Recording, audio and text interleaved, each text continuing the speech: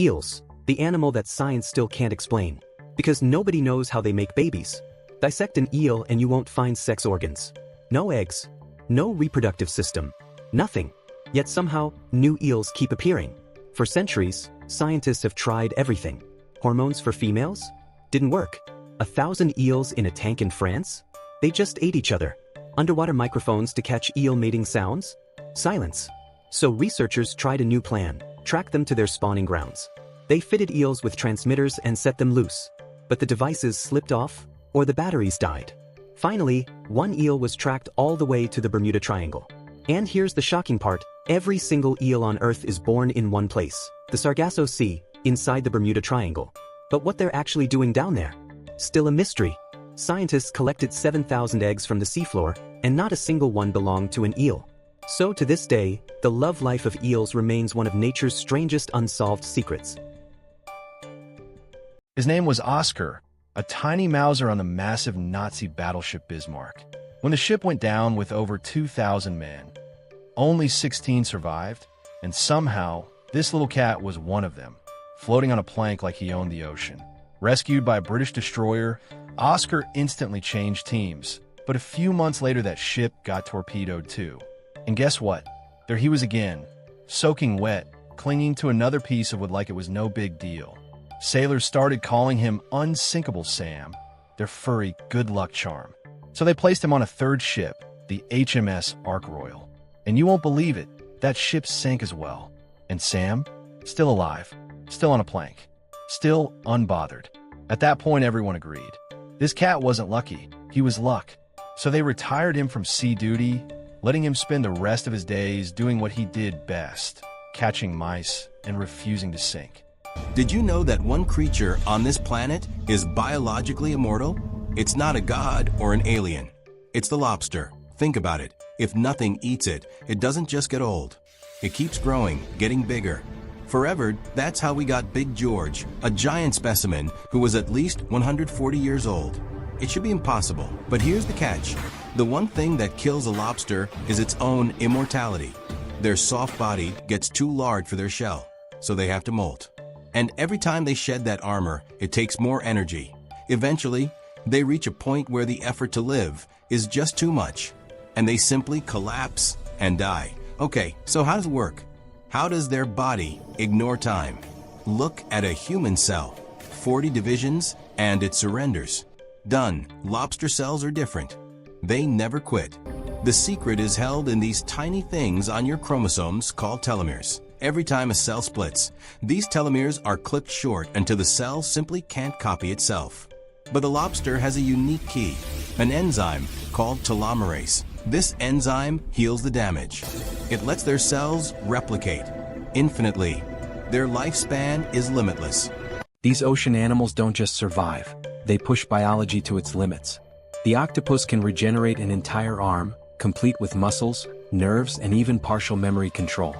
Scientists have observed the new limb responding to the brain before it's fully regrown, meaning the octopus never truly loses function. Then there's the stonefish, the most venomous fish on Earth. Its dorsal spines inject a powerful neurotoxin that causes extreme pain, tissue death, paralysis, and in severe cases, heart failure within minutes if untreated. The fish doesn't attack. It becomes invisible and lets mistakes do the killing. But the most complex hunter is the cuttlefish. Using millions of chromatophores, it projects moving color waves that disrupt depth perception and overwhelm the prey's visual system. The prey freezes, not hypnotized but neurologically overloaded. In the ocean, survival isn't about strength. It's about controlling biology itself. The Ice Age didn't just freeze the Earth. It set the stage for some of the saddest extinctions in history. Around 3 million years ago, half the planet was locked under snow and ice. Animals had no choice but to adapt, growing larger bodies and thick fur just to survive the brutal cold. For a while, it seemed impossible they'd ever disappear. But then the planet tilted back toward the sun. The ice began to melt, the snow retreated, and survival became harder than ever. Food grew scarce. Massive beasts that once ruled the frozen world now wandered hungry, desperate, and weak. And within just 8,000 years, the ones that couldn't evolve fast enough vanished forever, leaving behind only a handful of survivors we still see today. The bald eagle might look powerful, but its voice? Total fraud. Whenever you see an eagle soaring majestically and hear that fierce scream, it's lip-syncing. The sound actually comes from a red-tailed hawk. Back in the 1940s, Hollywood wanted the bald eagle to symbolize freedom and strength on screen. But there was a problem. Its real call was embarrassingly weak. So filmmakers borrowed the hawk's scream instead. It was sharper, fiercer, way more dramatic. And they dubbed it over every bald eagle scene. That's why, to this day, the voice you think belongs to America's national bird is actually a hawk. Not every parent in nature deserves a gold star. These three might be the worst of all. First, harp seals. A mother harp seal gives birth to a single pup and stuffs it full of fatty milk, turning it into a little bowling ball of blubber. But here's the cruel twist. Just 12 days after birth, she abandons it completely. No protection, no food, no help. The pup is left to survive alone. The runner-up, the giant pandas. Pandas often give birth to twins, but they refuse to raise both. The mother deliberately chooses the stronger cub, feeding only that one, while the weaker sibling is shoved aside to starve. And the worst of all, Komodo dragons. Komodo dragon mothers lay their eggs and vanish, forgetting they ever had babies. And if she happens to spot her hatchlings later, she'll hunt them down. The terrified young are forced to climb trees to escape, while the slowest siblings are eaten right in front of them. 3 animals, 3 parenting styles. Proof that in nature, survival isn't guaranteed, even from your own parents. There's a shark that doesn't bite, it swallows. Meet the wobbegong, a master of deception. Lying motionless on the seafloor, it's perfectly camouflaged, blending seamlessly with the ocean floor. Fish, completely unaware, swim right past it, some even resting next to it. But here's the catch. Its mouth? It's built like a vacuum. With a single, explosive gulp. This shark creates a pressure drop so intense, it sucks prey straight into its throat. It's slow. It's patient. And when it strikes, it's instant. Some divers, curious about the creature, ventured a little too close. And that's when the wobbegong swallowed their entire arm. Not a bite. Not a nibble. It swallowed them whole. This shark can unhinge its jaw wider than its own body, making it nearly impossible to escape once you're in its grasp. So, is it safe to approach? Absolutely not. Elephants don't just remember. They grieve like us. When an elephant dies, the herd doesn't move on right away. They gather around the body, touching it gently with their trunks, as if trying to wake their fallen family. Some stand guard for hours, refusing to leave. Others let out low rumbles, sound scientists believe are morning calls. Years later, elephants have been seen returning to the same spot, caressing the bones of their loved ones. Their eyes water, their behavior changes, and it's clear. They feel loss deeply, just like humans. This grief shapes how they live. Herds become more protective, mothers more cautious, and bonds stronger after tragedy. For elephants, memory isn't just survival, it's love. This farmer had a beetle problem. His sugarcane was getting eaten alive. So he tried something weird. He bought a single toad. Just one. To see if it could help. And guess what? It worked. The toad ate a few beetles. So the farmer thought, let's go big. He released dozens more. But the beetles got smart. They climbed higher up the plants out of reach.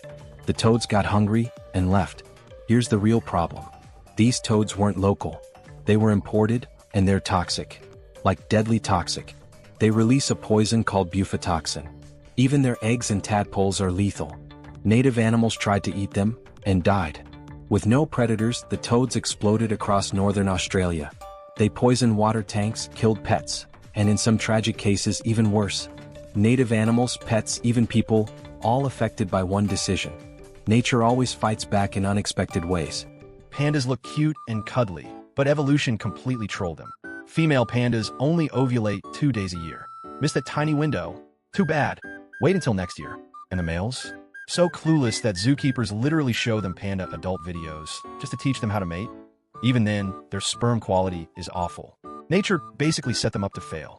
They've got the body of a predator, sharp claws, strong jaws. But instead of hunting, they chose bamboo. And bamboo is so weak in nutrients, they spend almost their entire day eating up to 40 pounds just to stay alive. A mother panda weighs 220 pounds. Her baby? Just 3.5 ounces. That's like a 110-pound woman giving birth to something the size of a lighter. They often have twins. But bamboo doesn't give enough energy, so the mother usually picks one cub and abandons the other. And thanks to their clumsy, rolling, falling lifestyle, some pandas even crush their own cubs by accident. Without human help, pandas wouldn't just be endangered, they'd already be extinct. It's smaller than your thumb, but deadlier than a shark. Meet the cone snail. At first glance, it looks harmless, crawling slowly across coral reefs. But hidden inside its shell is a venomous harpoon. One sting can paralyze instantly.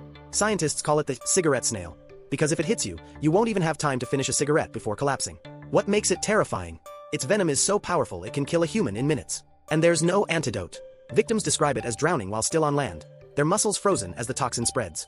Despite its deadly sting, the cone snail's venom is also being studied for medicine. Painkillers stronger than morphine, without the side effects. The cone snail proves the deadliest killers don't always roar. Sometimes they crawl. What if love meant risking everything and still facing a deadly fate? The black widow spider, the male's love life, is one of the most dangerous gambles in nature. After mating, the female often eats him.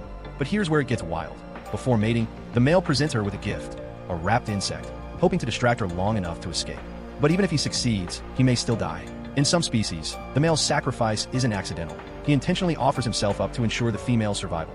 Knowing his death will increase the chances of his offspring's survival. What's even crazier, the male's chances of survival are lower than 30%, and he's still willing to risk it all. One chance at love, one chance to survive. The black widow male's life is one last desperate gamble, and his fate is sealed. How does a tragedy even begin? Sometimes, with something as simple as fruit. This farmer bought mangoes every day to feed his pigs. It was expensive, so he thought, why not plant his own tree? The pigs loved it. He saved money. Everything seemed perfect. So he planted even more mango trees. But at night, fruit bats flew out from nearby caves. And they loved mangoes too.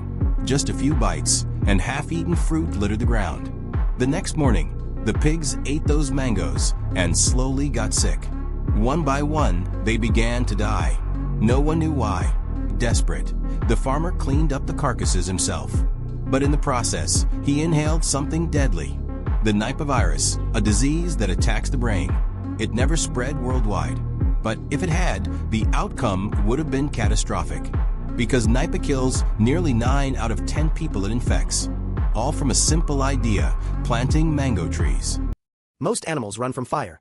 But this tortoise survived one of the deadliest eruptions in history. In 1971, a volcano erupted on the Galapagos Islands. Lava tore through the landscape, ash filled the sky, and countless creatures were wiped out.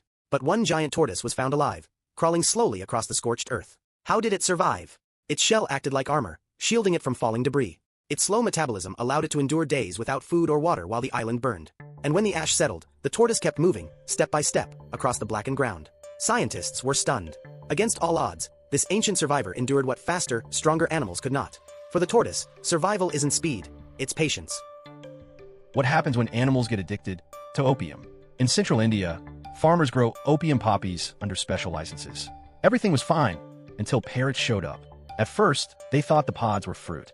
But once they tasted the sap, they couldn't stop. Day after day, parrots swarmed the fields, pecking dozens of times, drinking the opium like nectar.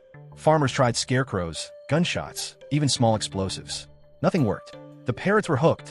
Some even stole whole pods, flying back to their nest with their stash. When harvest ended, their supply ran out. The parrots trembled, lost control, fell from trees, even died tangled in power lines. And when the next season began, the survivors returned. The deadly cycle started all over again.